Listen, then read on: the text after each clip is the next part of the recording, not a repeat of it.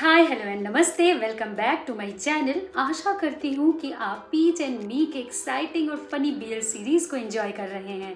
इससे पहले कि इस सीरीज के सेकंड एपिसोड के हिंदी एक्सप्लेनेशन की तरफ जाए, चलिए एक बार देख लेते हैं फर्स्ट एपिसोड में क्या हुआ था। जहाँ पर पीच फिर से अपना जॉब ज्वाइन करना चाहता है, वहीं पर थी को बड़ी मुश्किल हो रही है पीच को हाँ कहने में, मगर फिर देखते हैं वो मान जाता है। वहीं पीच एक लंबे अरसे के ब्रेक के बाद फिर से अपना पहला प्रोजेक्ट लेता है अरान की ओर से, और यहीं पर अरान पीच और थी के पोस्ट वेडिंग डिनर की भी प्लानिंग करता है। फिर होता है वो फैसला कि आगे चलकर आर्सेनी का लीडर कौन बनेगा, और जब पता चलता है फिलहाल पापा रोम को उस गद्दी पर बिठाना चाहते हैं तो रोम का मूड बहुत ऑफ हो जाता है। अब आगे की कहानी के लिए चलिए चलते हैं सेकंड एपिसोड के हिंदी एक्सप्लेनेशन की ओर। एपिसोड की शुरुआत होती है 7 साल पहले की घटना से, जहां पर मॉक आकर कहता है अब तक तो रोम को एयरपोर्ट पहुंच जाना चाहिए था। ये सुनकर जब थी और रोम हंसते हैं तो मॉक समझ जाता है उनके दिमाग में क्या चल रहा है। कहता है आप लोग कुछ भी कर लो, मैं पानी में नहीं आने वाला क्योंकि अभी मैं ड्यूटी पर हूँ। लेकिन थी और रोम मॉक का बिल्कुल नहीं सुनते और उसे उठाकर पानी में पटक देते हैं। मॉक तो कहता रह जाता है कि फ्लाइट मिस हो जाएगा, मगर थी कहता है रोम पहले भी 5 फ्लाइट्स मिस कर चुका है, एक और सही। अब इससे पहले कि मॉक कुछ और कहे, रोम पानी में गिरे उसका चश्मा उठा लेता है और फिर वो और थी मिलकर चश्मे को देने के बहाने मॉक के साथ ही मस्ती करने लग जाते हैं। यहाँ वीओ में हमें इनकी बातें भी सुनाई देती है, जहाँ पर रोम थी से कहता है प्लीज पापा से बात करो ना, मुझे तुम लोगों के साथ यहाँ रहना है। थी कहता है अगर बात करने से सॉल्व हो जाता तो वो अपने लिए भी पापा से रिक्वेस्ट कर लेता कि उसे थाईलैंड नहीं जाना है। अब क्या करे, आर्सेनी का ये रूल है तो मानना तो पड़ेगा। अब कहानी आ जाती है प्रेजेंट में। वापस से उसी जगह उसी स्विमिंग पूल पर हम रोम को स्विम करते देखते हैं। मॉक शिकायत भी करता है पिछले 3 घंटे से रोम पानी में है, वो बाहर क्यों नहीं आ जाता। अब रोम इतने दूर है कि पता नहीं उसे मॉक की आवाज सुनाई दे भी रही है या नहीं। फिर देखते हैं अचानक कोई बंदा रोम को पानी में खींच लेता है और कुछ देर के लिए रोम का दम भी घुटने लगता है। फिर पता चलता है ये तो थी है, मतलब कि अब थी और पीच भी यहाँ आए हुए हैं। रोम जब कहता है थी इस तरह के बचपने वाले हरकतें छोड़ दो, तो थी भी कह देता है रोम एक बच्चे की तरह अपने प्रॉब्लम से भाग रहा है, उसका क्या। रोम भी कह देता है वो भाग नहीं रहा, बस सोचने के लिए वक्त ले रहा है। कट टू एक तरफ जहाँ पर थी रोम को बड़े प्यार से हक करते हुए माफी मांगता है और कहता है कि उसकी वजह से अब सारी जिम्मेदारी रोम पर आ गई है। लेकिन रोम चाहे तो अब भी मना कर सकता है, वो आर्सेनी को संभाल लेगा, इस बारे में पीच से भी बात हो चुकी है। तो फ्लैशबैक में दिखाया जाता है थी पीच से पूछता है अगर उसे पापा की जगह लेना पड़े तो इस बारे में पीच क्या कहेगा। तो पीच कहता है वो और भी शिद्दत से शूटिंग और मार्शल आर्ट्स की ट्रेनिंग लेगा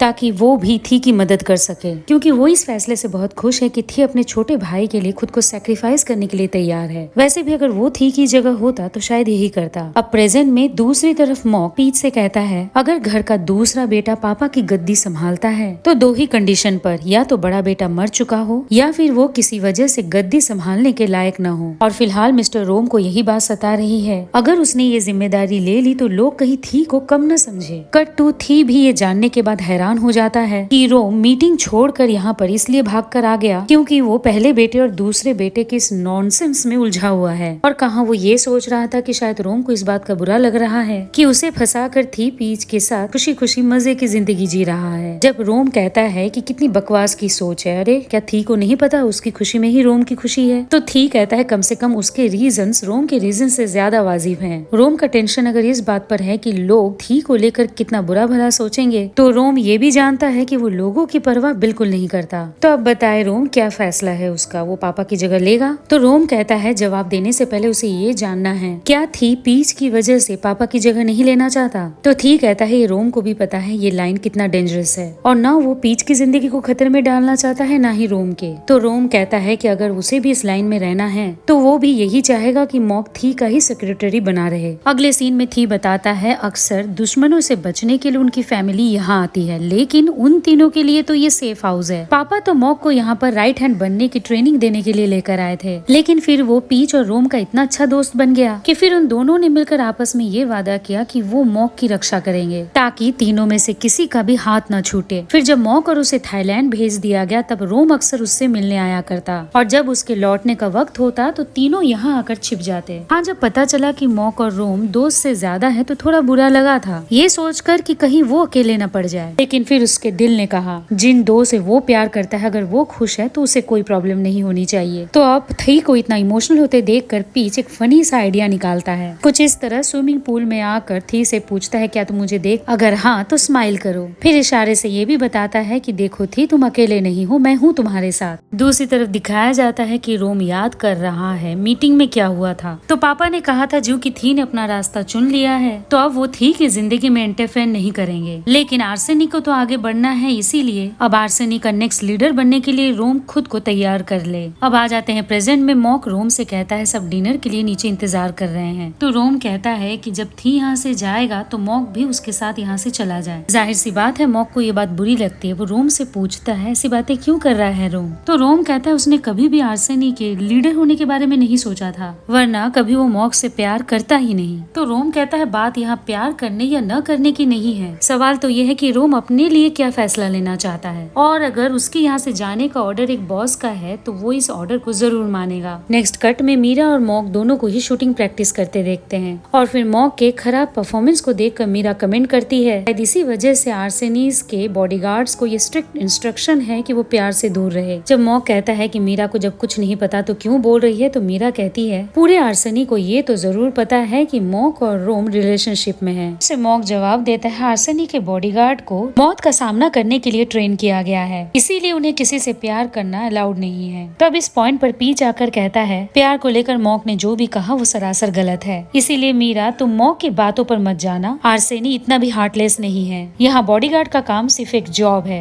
उसके लिए अपने दिल को शरीर से अलग करने की कोई जरूरत नहीं। और जब मॉक खुद ये नहीं कर सकता तो मीरा से करने को कैसे कह रहा है? अब खुद ही देख लो, मॉक को थी की तरह राइट हैंड से शूट करना सिखाया गया था, मगर अब वो लेफ्ट हैंड से शूट करता है रोम की तरह। तो ये प्यार नहीं तो क्या है? तो मॉक कहता है कि अब वो कुछ कह नहीं सकता, उसका दिमाग काम नहीं कर रहा। तो पीच सलाह देता है शायद रोम को और थोड़ा सोचने का टाइम चाहिए, क्योंकि उसे पूरा यकीन है रोम जो भी फैसला ले रहा है वो इसलिए क्योंकि वो मॉक से बहुत प्यार करता है। अब अगले सीन में सबको कंपनी में देखते हैं और वहाँ पीच की बहन पीच से मिलने भी आती है। यहाँ जब पीच शिकायत करता है कि उससे मिलने फ्लब घर पर क्यों नहीं आती, तो फ्लब कहती है थी का घर कंपनी से बहुत दूर जो है। तो यहाँ पर थी कहता है फिर ठीक है, वो फ्लब के लिए कार भी खरीद देगा, तो फ्लब फिर आराम से उसमें फ्रेश भी हो सकेगी और रेस्ट भी कर लेगी। तो फ्लब भी इस आइडिया से सहमत दिखती है, लेकिन फिर लेट हो रहा है कहकर जब जाने लगती है तो ऑन द वे मीरा की वजह से कंफ्यूज हो जाती है। टक्कर ना हो इसके लिए प्लान बनाती है, देखो मैं लेफ्ट में जाऊंगी और तुम राइट में, ठीक है? तो अब ये बात तो यहाँ सॉल्व हो जाता है, मगर थी जिद में है कि वही पीच को उसके काम पर ड्रॉप करेगा। पीच कहता है इस बार तो बिल्कुल नहीं, क्योंकि इसी बहाने थी उसे लेकर बस कंपनी से स्टूडियो से कंपनी आना जाना ही करते रह जाता है। तो दिखाया जाता है पहले तो थी पीच को लेकर स्टूडियो के बिल्डिंग पहुंचता है, मगर फिर पीच को उतरने नहीं देता, बल्कि कहता अभी तो टाइम है, चलो वापस कंपनी चलते हैं। लेकिन फिर कंपनी पहुंचने के बाद भी यही कहता है अभी तो और वक्त है, चलो वापस स्टूडियो चलते हैं। अब स्टूडियो पहुंचने के बाद थी कंफ्यूज हो जाता है कौन सा बहाना दे। अब जब पीच ये कहता है कि बहुत हो गया, मैं जा रहा हूँ काम पर, तो थी ये कहकर पीच को रोकने लगता है कि उसे किस करना है। इस बात पर जब पीच थोड़ा इरिटेट हो जाता है तो थी का मूड भी ऑफ हो जाता है। अब पीच आइडिया देता है चलो एक लास्ट बार के लिए कंपनी वापस चलते हैं, कॉफी पीते हैं और फिर मैं वहाँ से काम के लिए निकल जाऊंगा। तो अब शर्माते हुए, मुस्कुराते हुए और हंसते हुए कहता है पीच तुम कितने चालाक हो, तुम ये जाहिर ही नहीं करना चाहते कि तुम भी मुझसे दूर नहीं रह पाते। बाय द वे कॉफी पीने की एक बहुत अच्छी जगह उसने देख रखी है। तो अब हम पहुंच जाते हैं उसी जगह पर जहां हमने पहले भी इन दोनों को खड़े देखा था। कॉफी पी लेने के बाद जब पीच कहता है मैं जा रहा हूँ, तो बहुत ही गुस्से में थी कहता है उसने पीच को रोकने के लिए क्या कुछ नहीं किया, पर पीच है कि अपने जिद पर अड़ा हुआ है, जरूरत ही क्या है कहीं और काम करने की। तो पीच कहता है एक काम करो, अपनी गाड़ी की चाबी मुझे दे दो, शाम को मैं तुम्हें पिक करने आऊंगा। ये सुनते ही थी का सारा गुस्सा पिघल जाता है, मगर कहता है नहीं, मॉक ड्राइव करेगा ताकि उसे ये यकीन रहे कि पीच सेफ है।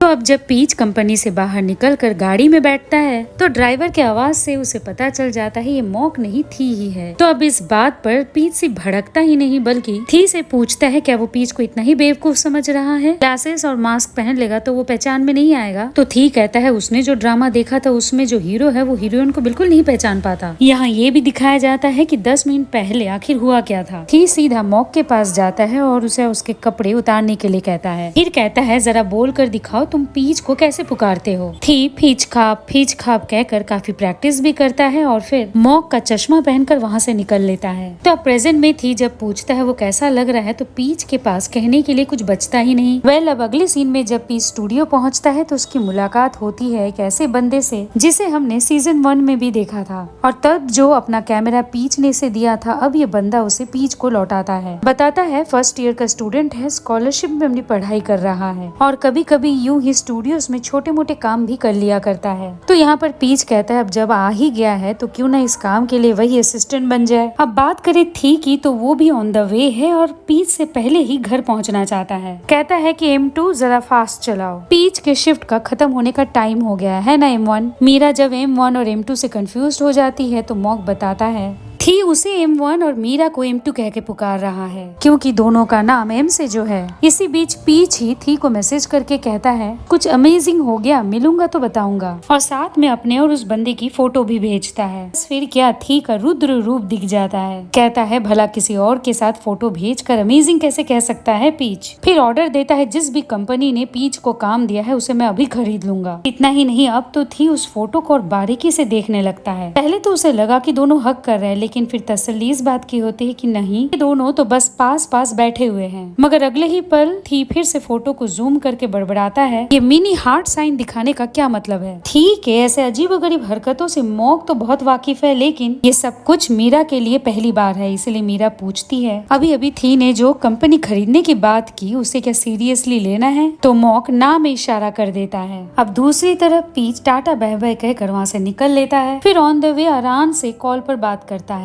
दरअसल अरान इस बात की प्लानिंग कर रहा है जब पीच और थी उसके घर पर डिनर पर पहुंचेंगे तो क्या क्या तैयारियां होनी चाहिए और किन किन बातों का ख्याल रखना होगा। वैसे अगर पीच का कोई स्पेशल डिमांड है तो बता दे। तो पीच कहता है हाँ एक चीज है जो वो करना चाहता है, और इसी के साथ ये सीन यहीं पर कट हो जाता है। अब रात को जब दोनों घर वापस लौटते हैं दोनों बच्चों को सोते हुए देख कर थी कहता है यही वजह है कि वो काम पर नहीं जाना चाहता क्योंकि वो किसी भी वजह से पापा बनने की ड्यूटी से पीछे नहीं हटना चाहता। तो यहाँ पर पीच कहता है ऑर्फनेज में मम्मी ने सबको टेडी बियर दे रखा था क्योंकि मम्मी तब एक वक्त में सबके पास तो रह नहीं सकती। ये सुनकर थी को पीच के लिए बहुत बुरा लगता है। कहता है कि हाय मेरा पीच, एक पुतले को गले लगाकर सोना पड़ता था उसे। तो हंसते हुए पीच कहता है उसका कहने का मतलब ये है कि क्यों ना बच्चों को भी ऐसे डॉल्स गिफ्ट कर दे, फिर अगर वो रात को लेट भी आए तो बच्चे उन्हें मिस नहीं करेंगे। अब रात को सोने से पहले पीच थी से पूछता है क्या परसों वो फ्री है क्योंकि अरान ने उन्हें पोस्ट वेडिंग डिनर पे बुलाया है। तो फिर से बहुत ही फिल्मी अंदाज में थी कहता है उसके जिंदगी के हर एक पल में पीच का पूरा हक है तो वो जहाँ ले जाएगा थी उसके साथ चलेगा। अभी पीच वहाँ से जा ही रहा होता है कि थी वियर्ड सा रिएक्शन देता है और कहता है डायरेक्टर ने मी एंड थी के कास्ट में देखो किन्हें चुना है, जरा देखो इस बॉय बैंड के मेंबर को नारावी। अब कहाँ से ये उसकी तरह दिख रहा है? अगर आपको जानकारी नहीं है तो बता दूं थी का असली नाम पॉन नारावी थी है। फिर थी आगे कहता है जरा इसके चेहरे को देखो, कौन यकीन करेगा इस भोले भाले चेहरे के सीने पर एक टैटू है वो भी इतने खतरनाक जानवर का, ये तो मेरे खतरनाक कैरेक्टर को स्क्रीन पर कमजोर कर देगा। तो अब पीच दूसरे कैरेक्टर को देखकर कहता है ये तो फुवीन है ना जो उसका रोल निभा रहा है। यहाँ पर फिर से बता दूं पीच का असली नाम फुवीन है। तो अब फुवीन का चेहरा देखकर जब थी कहता है ये तो बहुत प्यारा दिख रहा है। तो अब जब पीच कहता है कहीं ऐसा तो नहीं कि इस फुवीन के आने के बाद उसकी जगह कमजोर हो गई, तो थी झट से कसम खाता है आइंदा से वो किसी भी और की तारीफ में उसे प्यारा नहीं कहेगा। फिर प्यारा ही क्यों, so cute, good looking, gorgeous, pretty ऐसे शब्दों का प्रयोग वो पीच के अलावा किसी और के लिए इस्तेमाल ही नहीं करेगा। अब फिर से जब पीच वहाँ से जाने लगता है तो थी कहता है उसे एक बात बड़ी अच्छी लगी कि अब पीच भी दूसरों को लेकर जलने लगा है। कट टू थी कहता है वो तो बिल्कुल बदल गया है, वो अब नहीं जलता क्योंकि जलने का मतलब तो यही होगा कि वो पीच पर ट्रस्ट नहीं करता और अब तो चाहे आसमान गिर जाए या धरती फट जाए वो सीना ठोक कर कह सकता है कि पीच उससे बहुत प्यार करता है। वैसे अगर उस फोटो को भेजकर पीच को लगता है कि थी को जला देगा तो वो गलत है क्योंकि अब ये थी वो पुराना वाला थी है ही नहीं। फिर बहुत ही प्यार से पीच का हाथ पकड़कर कहता है पीच को समझना होगा कि थी के रहते उसके जिंदगी में किसी भी चीज की कमी नहीं रहेगी। पीच जैसी जिंदगी को जीना चाहता है जिए, बस पसंद नहीं आया तो उस लड़के का मिनी हार्ट का साइन बनाना। और फिर उसने अपना हाथ पीच के कांधे पर भी रखा था। समझ लो कि उसकी किस्मत अच्छी है कि वो वहाँ नहीं था। ये सब कहते कहते पीच बहुत बहुत गुस्से में भी आ जाता है, मगर फिर पीच के हंसी को देखकर समझ भी जाता है कि वो काबू से बाहर हो रहा है। इसीलिए फिर पीच को पुचकारते हुए कहता है क्या करे। ये दिल पीच को लेकर बहुत पॉजिटिव जो है, अगर उसके बस में होता तो वो अपने सीने पर पीच नहीं बनाता बल्कि पीच पर ही अपना नाम टैटू करवा देता, ताकि कोई पीच पर नजर उठाकर देख भी न सके। तो पीच कहता है शायद थी भूल रहा है। प्रपोज करने के मोमेंट को उसने पूरी दुनिया में ब्रॉडकास्ट कर दिया था। वैसे तब से ही वो थी का जो हो गया है, और थी के नाम का टैटू उसके पास न सही मगर थी तो उसके दिल में ही बसता है। तो थी फिर से शर्माते हुए कहता है उसे इस बात का बिल्कुल यकीन नहीं हो रहा कि पीच उससे इतना इन्फ्लुएंस्ड है कि अब उसके लाइंस भी चुराने लग गया है। अब इसके बाद थी बच्चों को सरप्राइज देता है, एक बड़ा सा टेडी बियर। तो बच्चे भी इसके साथ बहुत एंजॉय करते दिखते हैं। अब सीन शिफ्ट होता है अरान और तवान पर, जहाँ पर अरान कहता है शूटिंग के दौरान उसकी अक्सर पी से मुलाकात हो जाया करती थी, पर अब तो ये ओकेजन सा बन गया है। तो तवान पूछता है क्या अरान इंडस्ट्री को मिस करता है, क्योंकि जब भी अरान इंडस्ट्री की बातें करता है उसके चेहरे पर खुशी साफ नजर आती है। जब अरान पूछता है कि वो तवान को क्या लग रहा है, वो तवान के साथ खुश नहीं है। तवान जब कहता है उसे अच्छे से पता है उसी की वजह से अरान प्रोजेक्ट्स नहीं ले रहा। अरान कहता है क्योंकि उसे डर है कहीं जो सब कुछ अच्छा चल रहा है बिगड़ न जाए और जहाँ से शुरू किए थे दोनों फिर वही ना पहुँच जाए। तवान कहता है अरान को ये यकीन करना पड़ेगा जो लास्ट चांस उसने तवान को दिया है वो किसी भी कीमत पर ये खोएगा नहीं। अब रात के डिनर का सीन जबरदस्त रौनक दिखता है। अरान इसे इतना ग्रैंड बना देगा पीच को यकीन ही नहीं होता। अब यहाँ पर पहले तो फ्लव और अरान आपस में इशारे करते हैं। फ्लैशबैक में दिखाया जाता है कि पीच कह रहा है उसने थी के लिए कुछ तैयार तो किया है मगर पता नहीं उसे कैसे दे। प्रेजेंट में फ्लव वॉशरूम के बहाने वहाँ से उठती है, कार से गिटार निकालती है और बाहर खड़ी मीरा को कहती है वो परफॉर्म करने जा रही है, क्या मीरा देखेगी नहीं। मीरा काफी सोचने के बाद कहती है नहीं, वो यहीं पर अपनी ड्यूटी निभाएगी। अब इसके बाद वहाँ की लाइट चली जाती है और स्पॉटलाइट में नजर आती है फब। फिर कहती है कि वो एक ऐसा गाना गाने जा रही है जिसे लिखा तो पीच ने है लेकिन अपने पार्टनर के लिए। वापस से चलते हैं फ्लैशबैक में जहाँ पीच कहता है उसने थी के लिए गाना तो लिखा है मगर उसे गाना गाना नहीं आता और तभी वहाँ एंटर करती है फ्लव, मतलब की प्रॉब्लम सॉल्व और प्रेजेंट में इसीलिए फब ये गाना गा रही है। बिलीव मी गाइज, ये गाना तो बहुत सुंदर है ही और अगर आप इसे देखना चाहते हैं तो यूट्यूब पर MB में मिल जाएगा जहाँ वॉइस पॉन्ड और फुवीन की है। दिखाया जाता है कि फब का गाना सुनकर मीरा भी बहक सी जाती है। इसी बीच पीच थी को डांस के लिए इनवाइट भी करता है। तो अब जब सब यहाँ पर बिजी देखते हैं वहीं बाहर मीरा पर हो जाता है हमला। पता तो चल जाता है कि ये मॉक है लेकिन फिर वो मीरा से नाराज भी दिखता है और कहता है अगर मीरा इस तरह का ड्यूटी निभाएगी तो वो थी को लेकर मीरा पर भरोसा कैसे करेगा। बाय द वे पीच का सरप्राइज खत्म होते ही थी का सरप्राइज स्टार्ट हो जाता है। जब पीच पूछता है ये क्या है तो थी कहता है ये तो पोस्ट वेडिंग डिनर पार्टी है। तो इस मोमेंट को वो यूं ही कैसे जाने दे सकता था। तो इन छोटे छोटे क्लिप्स में थी बताता है कि पीच सोते हुए भी कितना क्यूट दिखता है। अब इन सब के लिए पीच शुक्रिया तो कहता ही है लेकिन साथ में अपने हाथ पर फोकस का जो टैटू है उस पर लिख देता है for ever only choosing you still. तो अब खाने पीने और मजाक मस्ती के सेशन के खत्म होने के बाद रिचुअल के मुताबिक पॉन्ड और थी दोनों ही गुलदस्ता फेंकते हैं। फिर जब बारी आती है किस करने की तो थी कहता है उसे अच्छे से पता है पीच इन सब से बहुत शर्मा है इसीलिए वो किसी के सामने पीच को किस नहीं करेगा। तो अब बाकियों के लिए तो ये कवर हो जाता है लेकिन हमसे कुछ नहीं छुपता क्योंकि हम तो है ऑडियंस। और फाइनली इसी पॉइंट पर ये एपिसोड यहीं पर खत्म हो जाता है। Welcome back. मुझे उम्मीद है इस एपिसोड का हिंदी एक्सप्लेनेशन आप सबको पसंद आया है। अगले एपिसोड के अपलोड पर आपको मिले नोटिफिकेशन, इसके लिए आप करें मेरे चैनल को सब्सक्राइब और बेल आइकन को क्लिक। जल्द मिलते हैं, तब तक God bless you, take care and bye.